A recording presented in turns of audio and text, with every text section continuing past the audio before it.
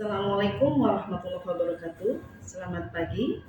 Perkenalkan saya Naspuji Asuti, Manajer Keperawatan Spesialis Keperawatan Medikal Bedah. Dosen tetap pada Departemen Keperawatan Medikal Bedah dan Gawat Darurat Program Studi Keperawatan S1 Fakultas Kesehatan dan Farmasi Universitas Bani Saleh. Saat ini saya dalam proses seleksi sertifikasi dosen gelombang 1 tahun 2025 yang diselenggarakan oleh Kemendikti-Saintek. Saya akan melakukan penyusunan dokumen pernyataan diri dosen dalam unjuk kerja Tridharma Perguruan Tinggi atau PDD UKTPT bidang pengajaran. Dalam kesempatan ini, saya akan memaparkan salah satu mata kuliah yang saya ampuh, yaitu mata kuliah keperawatan dewasa, sistem pernafasan, kardiovaskuler, dan hematologi, atau yang dalam kurikulum lama sebelumnya disebut keperawatan medikal bedah, untuk mahasiswa tingkat 2 semester 3 program studi keperawatan S1. Mata kuliah ini merupakan mata kuliah yang ada dalam kurikulum inti yang dalam capaian pembelajarannya menganut pada kurikulum pendidikan nurse Indonesia tahun 2024. Capaian pembelajaran yang ada pada prodi dan mengacu pada kurikulum pendidikan keperawatan dengan bobot SKS 4 yang terdiri dari 3 SKS tatap muka dan 1 SKS praktikum. Pada kesempatan ini, saya akan menjelaskan RPS mata kuliah keperawatan dewasa, sistem pernafasan, kardiovaskuler, dan hematologi. Adapun deskripsi mata kuliah keperawatan dewasa, sistem pernafasan, kardiovaskuler, dan hematologi membahas tentang pemenuhan kebutuhan klien dewasa dengan gangguan pemenuhan kebutuhan oksigenisasi, sirkulasi, dan hematologi. Media pembelajaran menggunakan modul, PowerPoint, kasus, artikel ilmiah, dan juga video-video pembelajaran. Untuk referensi, mahasiswa bisa menggunakan e-book ataupun buku terkait dengan keperawatan medikal bedah ataupun medical surgical nursing, buku standar keperawatan Indonesia, buku standar intervensi keperawatan Indonesia, buku standar luaran keperawatan Indonesia, dan juga buku standar operasional yang diterbitkan oleh PPNI. Untuk evaluasi atau pembobotan nilai merupakan ukuran dalam bentuk persen yang menunjukkan keberhasilan terhadap nilai keseluruhan mata kuliah. Penilaian terdiri dari penilaian hasil dan proses sesuai dengan capaian pembelajaran dengan rincian sebagai berikut. Ujian akhir semester sebesar 20%, penugasan 20%, proyek atau eksebisi akhir itu ada 20%. Ini merupakan aplikasi dari materi IPN dan pendidikan kesehatan dalam kegiatan eksebisi. Penilaian keterampilan atau kompetensi di laboratorium itu sebesar 30%, penilaian kehadiran dan dimensi interpersonal atau soft skill sebesar 10%, sehingga keseluruhannya adalah 100%. Penilaian dilakukan secara objektif berdasarkan indikator seperti ketepatan dalam penguasaan materi, kemampuan analisis kasus, partisipasi aktif, kemampuan komunikasi dalam menyajikan tugas atau makalah, kemampuan psikomotor secara sistematis berdasarkan kinesthetik dan aseptik, dan daya kreativitas dan orisinal dalam proyek eksibisi. Hasil yang sudah dicapai nanti akan disampaikan kembali kepada mahasiswa sebagai bentuk dari proses umpan balik untuk meningkatkan kualitas pembelajaran pada mahasiswa. Baiklah, untuk tahap berikutnya, marilah menyimak video pembelajaran mata kuliah keperawatan dewasa, sistem pernafasan, kardiovaskuler, dan hematologi untuk metode pembelajaran tatap muka dan juga metode praktikum. Silakan menonton. Assalamualaikum warahmatullahi wabarakatuh. Waalaikumsalam warahmatullahi wabarakatuh. Selamat siang, apa kabar? Baik, sebelum kita memulai perkuliahan pagi ini, alangkah baiknya kita mulai dengan baca basmalah. Semoga langkah kita, kegiatan kita adalah dalam rangka mencari ibadah dari Allah dan ridho dari Allah Subhanahu wa Ta'ala. Kita mulai perkuliahan kita dengan baca basmalah. Bismillahirrahmanirrahim. Ya, kita lanjutkan perkuliahan kita yaitu asuhan keperawatan pada pasien dengan gangguan aritmia. Kita lanjut ya pembelajaran kita. Sekarang kita bagaimana memasukkan konsep tadi, konsep dasar EKG, kotak-kotak kecil, kotak besar, gelombang P, kompleks RS, gelombang T dan U pada kasus hasil perekaman EKG. Ini adalah yang disebut dengan hasil rekaman EKG pada pasien kita. Ya, ada 12 lead seharusnya, tapi yang ditampilkan sini hanya 1 lead atau 1 hasil rekaman. Biar kita fokus tidak membingungkan, ya. Yang harus dianalisa adalah 1, ya. Apakah irama teratur, reguler atau irreguler? Yang kedua adalah apakah heart rate? Tadi kita sudah belajar ya menghitung heart rate irama reguler dan irreguler. Kemudian yang ketiga adalah apakah ada gelombang P? Kemudian gelombang P-nya sama tidak? Ya, kemudian apakah setiap gelombang P diikuti oleh kompleks QRS? Kemudian berapakah panjang interval PR? Ya, kalau ini dalam nilai normal, maka semuanya kita sebut dalam irama sinus ritme. Ya, sekarang kita aplikasikan ke bagaimana cara menghitungnya. Yang pertama, kita kasih nama dulu masing-masing gelombang. Di sini masih kosong. Ya, siapa memberikan nama? Farid? Oke, kalau saya tunjuk yang ini apa Farid namanya gelombang apa? P. Yang ini Q. Yang ini R. S. Ini good job Farid. Kita kasih tepuk tangan buat Farid. Oke. Nah, kalau begitu, Wildan. Ini kira-kira apa kalau begitu Wildan? Gelombang? Kembali lagi ke gelombang P. Ya, karena satu denyut adalah kompleks P, Q, R, S. Hebat Wildan. Ya, berulang kembali. Oke, aplaus buat Wildan. Udah ya, bisa ya membedakan mana gelombang P, kompleks RS, T, dan U. Kita lanjut sekarang. Apakah iramanya teratur? Nanti ada pilihannya 2, reguler atau irreguler. Kan kita disuruh menghitung nih jarak R ke R, betul nggak? Kan susah menghitung kotak besar, kotak kecil. Kita bisa menggunakan alat bantu kertas dan pulpen atau spidol. Ya, minimal kita ambil 3 gelombang R. Ya. R1, R2, R3. Kita geser. Kalau dia letaknya sama, berarti irama bagus, reguler. Kalau tidak sama, irreguler. Kenapa harus reguler irreguler? Karena nanti menentukan dengan jumlah heart rate. Gimana tadi menghitung heart rate kalau reguler? Masih ingat? Siapa masih ingat? Sevi? 300 dibagi R ke R kotak besar atau 1500 R. Oke, masih ingat semua. Kalau irama irreguler, hitung dulu jarak R ke R sebanyak berapa kotak?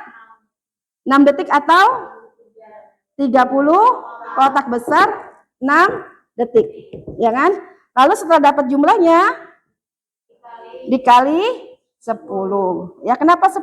Karena baru ada 6 detik. Kita harus 60 detik. Good. Masih ingat? Belum. Ini baru pemanasan. Oke, berarti kalau dari irama ini teratur apa tidak teratur? Teratur. Saya mau coba Tasya. Tasya. Ada Tasya ya? Oke, Tasya kira-kira berapa sih heart rate-nya? Tunggu, dari sini. Ini berapa nih? Berarti berapa kotak besar? Kurang lebih 1, 2, karena lebih setengah-setengah berarti 3. Ya, berarti 300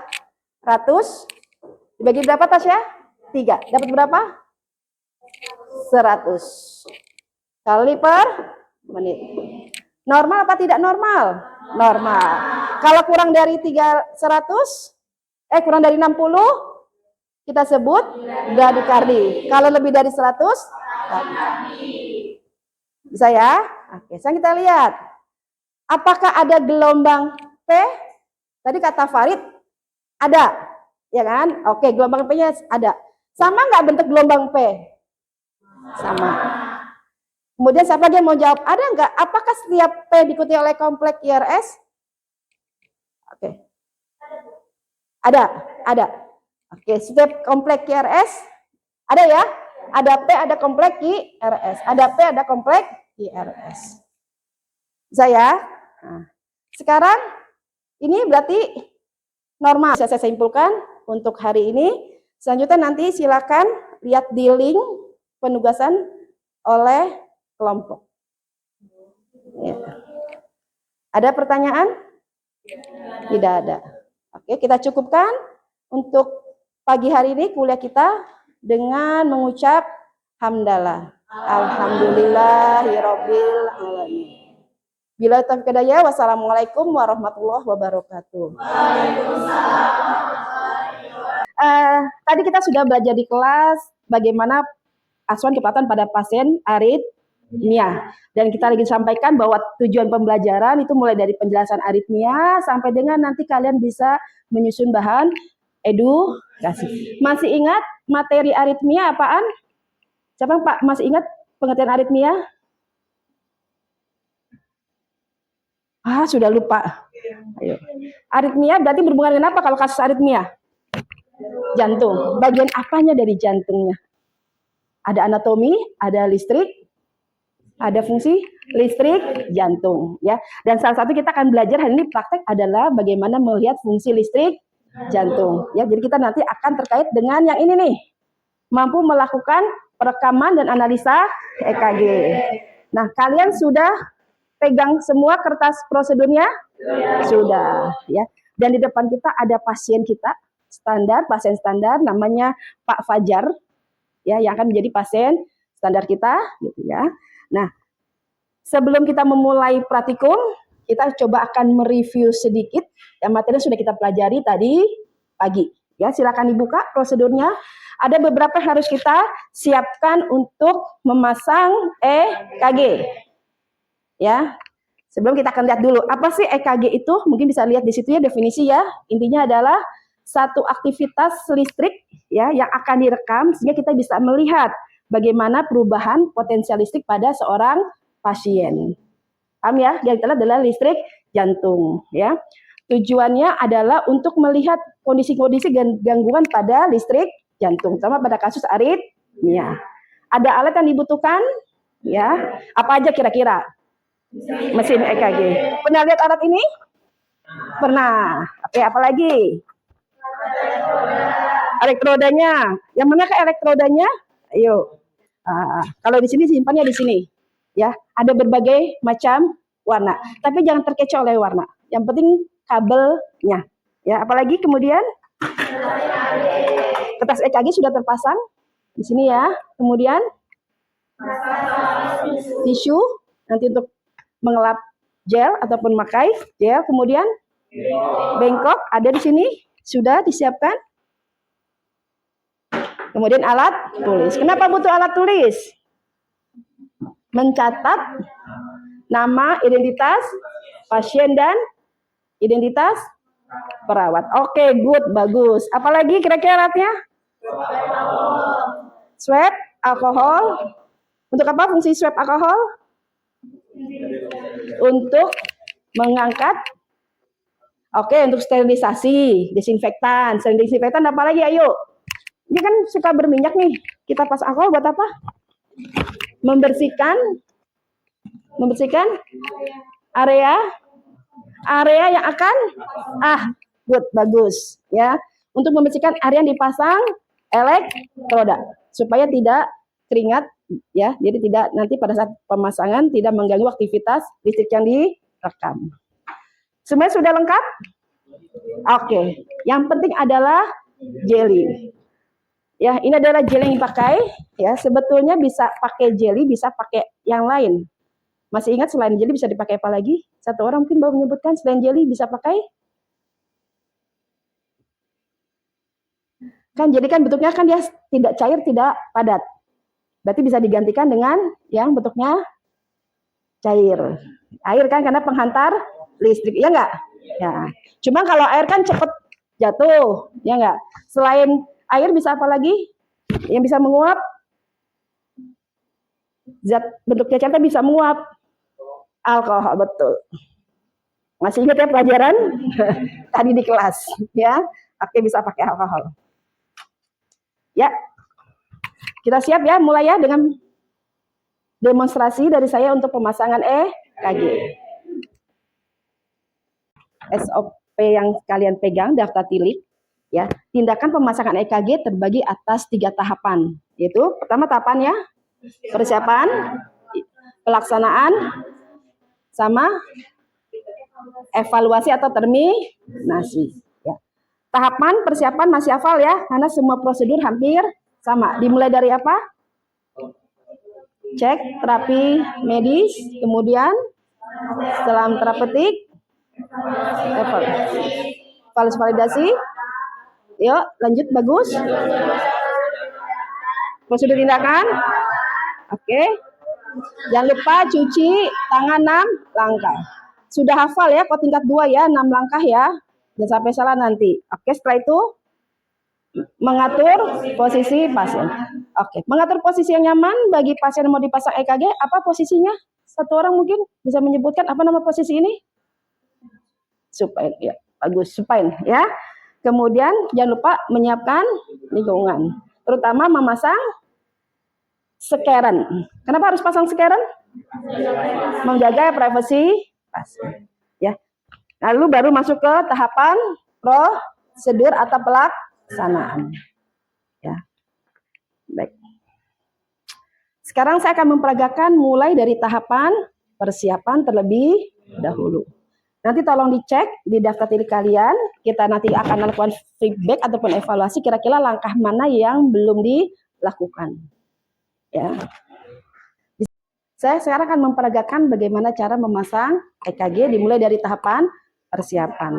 Ya, langkah pertama adalah cek kebutuhan pasien. Nah, artinya lihat memang ternyata pasien ada instruksi untuk perekaman EKG. Setelah yakin dari data dokter, baru kita ke pasien. Sebelumnya kita mempersiapkan alat terlebih dahulu. Setelah selesai, kita ke pasien. Ya, kita mulai dengan biasa salam dulu ya. Assalamualaikum warahmatullahi wabarakatuh. Oke, Pak, perkenalkan nama saya Puji Astuti. Saya perawat yang berdinas di Poliklinik Jantung ya dari pagi sampai nanti jam 2 siang. Ya, sebelumnya saya boleh tahu nama Bapak siapa? Nama Fajar, sambil lihat buku catatan. Oh ya, namanya Fajar. Tanggal lahirnya berapa, Pak? Ya. 5 Agustus 2003. Ternyata data nama dan tanggal lahir sama, ya. Baik, kita kontrak berikutnya, Pak Fajar. Tadi Bapak sudah dijelaskan oleh dokter ya, bahwa Bapak akan dipasang atau diperiksa EKG, elektrokardiogram, karena Bapak mengeluh di rumah katanya dari kemarin dadanya deg-degan, sakit, dan mudah sesak nafas atau capek kalau beraktivitas. Kontrak dengan pasien, kita kemudian persiapan alat, ya. Kemudian kita pasang alat. Untuk pemasangan kita mulai dari elektroda yang terpasang di ekstremitas dulu. Ya. Yang kita lakukan selanjutnya adalah melap dengan kapas alkohol atau alkohol swab daerah-daerah yang akan dipasang elektroda. Ya, berarti di pergelangan tangan supaya kalau ada keringat, ya itu bisa terangkat. Ya. Kemudian juga yang di tangan kiri dan kaki kanan dan kaki kiri. Lalu kita akan memasangkan, memberikan elektroda. Jangan lupa ya, di sini ada gumpalan besi. Ini yang kita pasang, kita berikan jeli. Ya. Kita lakukan pada bagian yang lain. Ya, kita pasang yang besi menghadap ke dalam dengan area yang tidak membuat perlukan pada pasien. Ya, kita pasang ke atas. Tangan dulu, kemudian yang kiri. Ya. Kemudian kita ratakan, kita pasang yang di sebelah kiri. Ya. Seterusnya kita pasang juga dengan yang di area kaki kiri, ya, dan kaki kanan. Setelah terpasang, perhatikan ya, kalau dia membawa alat-alat listrik, misalkan seperti handphone, perhiasan, jangan lupa dilepas. Ya, pasien sudah kita tutup. Kita akan lanjut dengan pemasangan tolong jangan lihat warna, tapi yang tertulis di kabel, betul ya, yang tertulis di kabel, karena sekarang warna bisa Berbeda-beda setiap produk. Jangan lupa kita lap daerah yang mau kita pasang. Masih ingat ya kemarin ya? Daerah pemasangannya? Di mana pemasangannya? V1 di? Mungkin bisa satu orang membacakannya. Silakan yang membacakannya. Siapa? Sevi. Oke, silakan Sevi. Sampai kita praktekkan. V1 dipasang di sila keempat. Ya, kita pasang elektrodanya. Jangan lupa dihitung ya. 1, 2, 3, 4. Sila keempat di pinggir garis sternum. Oke, sudah. Silakan Sevi. Baik, lanjut. Iga keempat, sila keempat pada garis sternum kiri. 1, 2, 3, 4. Jangan lupa kasih elektroda. Kemudian kita pasang berikutnya apa, Sevi? F4 di sila kelima, garis klavikula, kasih elektroda. Kita cari V4 dulu sebelum V3. Ya, karena V3 dipasang di antara V2 dan bagus, masih pada hafal teorinya ya. Kita lanjut, 3, 4, 5 di mid klavikula kiri. Ya, ya. Kemudian V3 dipasang di mana? Antara, kita cek lagi, ini benar nih, buat C3 atau V3. Kasih elektroda di antara, berarti di antara V2 dan V3. V4 ya. Kemudian kita lanjutkan dengan pemasangan V5. Kita lihat dulu kabelnya V5 ya. Kasih elektroda, kasih jeli, kemudian pasang di mana? Garis aksila sejajar V4. Garis aksila anterior, berarti aksila bagian depan. Ya, sejajar V4. Di sini ya. Setelah itu kita pasang elektroda terakhir V6, garis aksila sejajar V4 dan V5 di garis aksila bagian tengah atau mid aksila. Dikasih jangan lupa jeli, kemudian pasang di mid aksila. Kira-kira seperti ini perekaman peletakan elektroda. Ya, sama dengan yang digambar. Ya, nanti untuk berikutnya sudah harus hafal ya. Berikutnya kita akan mulai perekaman. Boleh satu orang mungkin melihat ke depan atau merekam di sini, biar bisa nanti dilihat oleh teman-teman ya. Terima kasih, Sevi. Yuk. Yang pertama kita lihat adalah pastikan dulu mesin terpasang ke alat listrik atau ke sumber listrik. Kita cek dengan menyalakan power. Ya.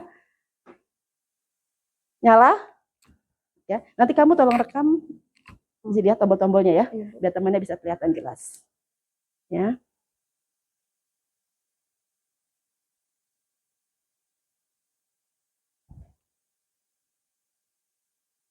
Ya.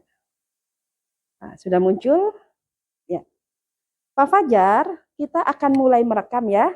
Nanti kalau saya bilang jangan bergerak, bergerak, karena nanti gerakan bisa membuat sumber listrik atau rekamannya akan tidak sempurna. Ya, sudah siap Pak Fajar?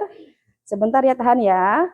Nah, pertama yang kita masukkan adalah V1 untuk data pasien. Ya, kita pencet masukkan data-data pasien. Kalau dia punya cetakan stiker pasien, nanti bisa ditempel stiker pasien, ya. Kemudian kita lanjut dengan lakukan kalibrasi. Ada berapa kalibrasi yang harus kita lakukan di situ? 2? Ya, siapa? Farid? Kalibrasi apa, Farid?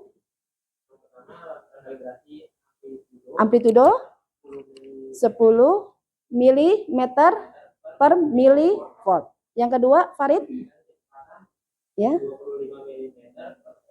25 mm per second. Bagus ya, Farid. Terima kasih, Farid. Ya, kita lihat di sini nanti mungkin dengan Sevi bisa direkam ya. Kecepatan kita lihat dari V2. Di sini kita cari dengan angka mencapai 25. Nanti bisa ya, Sevi ya. Oke. Nanti untuk amplitudo di F3 ya. Ingat setiap mesin beda-beda.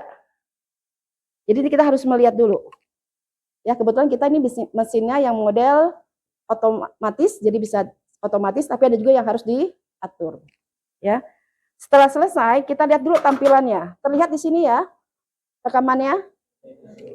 Di sini nanti akan ada tombol F4. Itu ada freeze atau seperti screenshot. Ya. Pak, kita buktikan sekarang. Pak, angkat kakinya, Pak.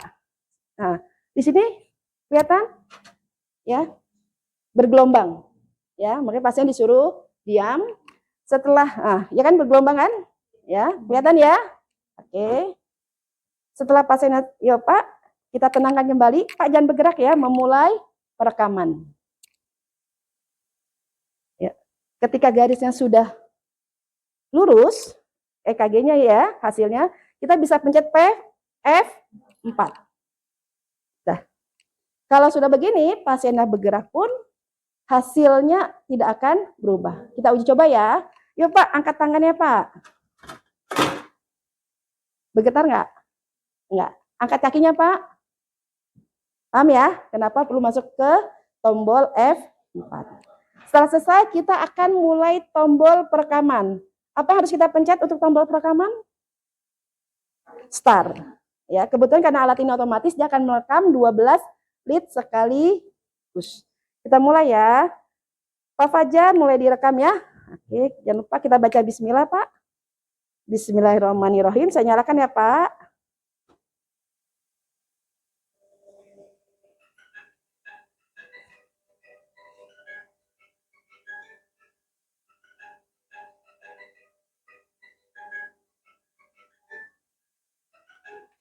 Kita jangan tarik dulu kertas ini sampai muncul identitas pasien dan hasil analisa EKG dari mesin. Nah, ini yang dimaksud dengan, ya boleh direkam. Ya. Kemudian kita pencet tombol stop. Ya, kemudian kita matikan mesin. Nah, baik, ini hasil rekaman EKG pasien. Ya, nanti kalau ada stiker bisa tempelkan di samping kiri. Ya, jangan lupa kita kasih keterangan jam berapa direkam, tanggal, jam, nama perawat, dan paraf perawat. Bisa ya? Kenapa? Karena nanti penting kalau ada perlu perekaman ulang. Demikian video rekaman pembelajaran dalam mata kuliah keperawatan dewasa, sistem pernafasan, kardiovaskuler, dan hematologi pada program studi keperawatan S1, Fakultas Kesehatan dan Farmasi, Universitas Bani Saleh, sebagai salah satu syarat penyusunan dokumen pernyataan diri dosen dalam unjuk kerja Tridharma Perguruan Tinggi atau PDD UKT PT. Semoga bisa memberikan gambaran tentang kinerja pengajaran mata kuliah yang saya ampuh. Akhir kata, saya ucapkan terima kasih kepada seluruh panitia dan penguji sertifikasi dosen tahun 2025.